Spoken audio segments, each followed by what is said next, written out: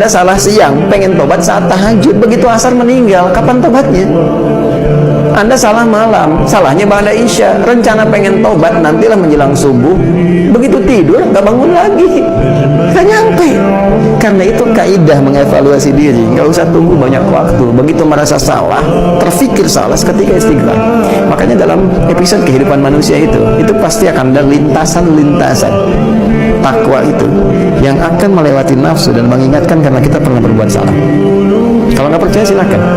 Tiba-tiba lagi sendirian pernah ingat salah, nah itu anugerah Allah. Begitu diingatkan seketika istighfar. Dan dalam kesendirian Anda ketika Anda minta ampun, ya Allah, saya pernah salah dulu ya Allah, saya pernah mencela si fulan, saya pernah menghujat si fulan, saya pernah berbuat maksiat, saya pernah begini.